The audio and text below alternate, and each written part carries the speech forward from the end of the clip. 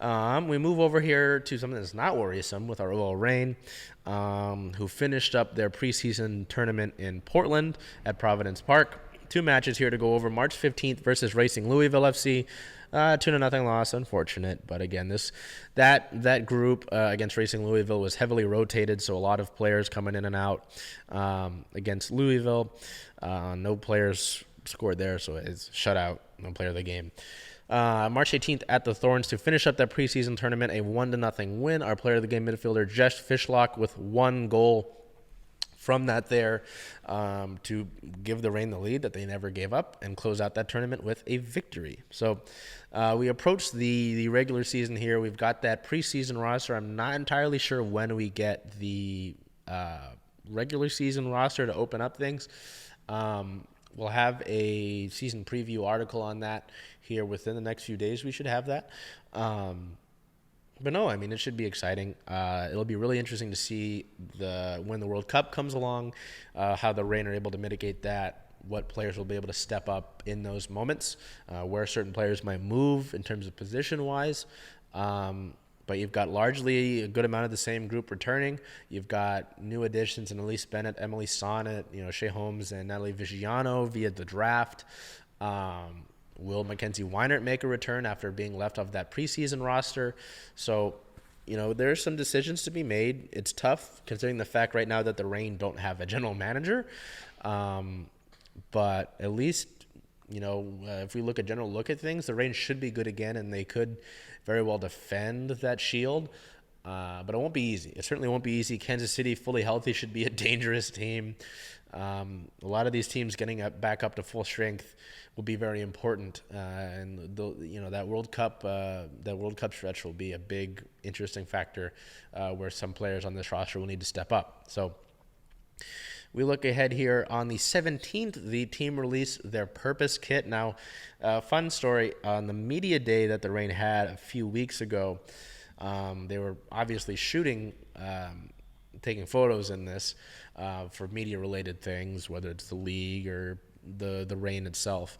The Reign Originals and Lou Barnes, Jess Fishlock, and Megan Rapinoe had these on by the time that they brought them over to us in media, and so to cover that up, they all wore Renaissance-like garb, so that was kind of funny, but I could see the sleeves on it, and I got a glimpse of it initially. But the Reign have their new Purpose primary kit. It will take over for the former kit, the Hope kit. You're going to go through some photos here of that kit. We can see, rotate through that here.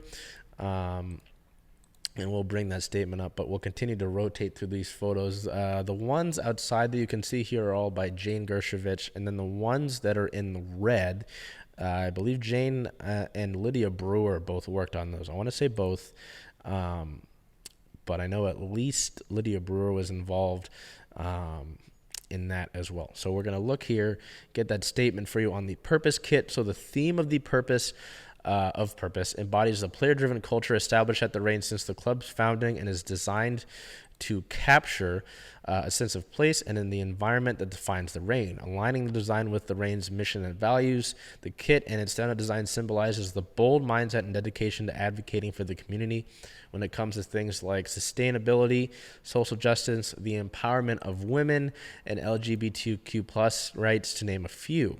I know that Lou Barnes had a pretty heavy involvement in the design of this as well.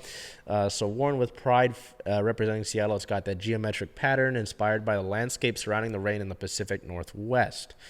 It's adorned with that red stripe on both sides. See if you can find it. There we go. That's a perfect pick for it. Obviously, that Nike swoosh. As you can see on the front, it will feature the black. Well, I show this one, and then it doesn't have the front on it. We'll go that one as well.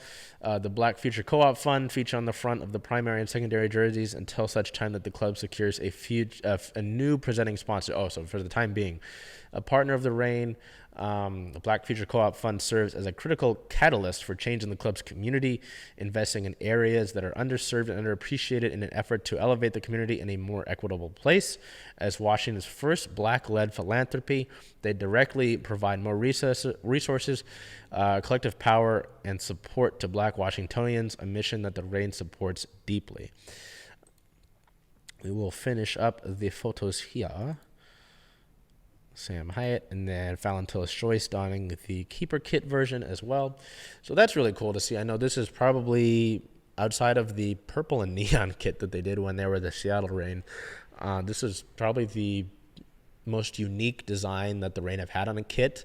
I like it, personally. I like it. I wasn't sure how I felt about it when I saw it initially at Dead Media Day, but I like it. I think it's good. I think it looks pretty solid.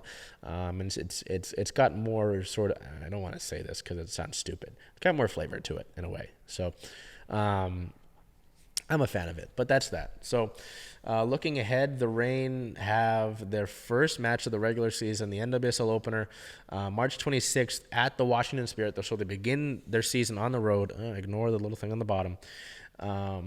March 26th at the Washington Spirit is a 1 p.m. Pacific time start. It's a big one there on the road against Washington. You know, Washington does still have some talent. There might not be the same group that won it all a few years ago. But still, you know, this is a new season, new opportunity to represent. So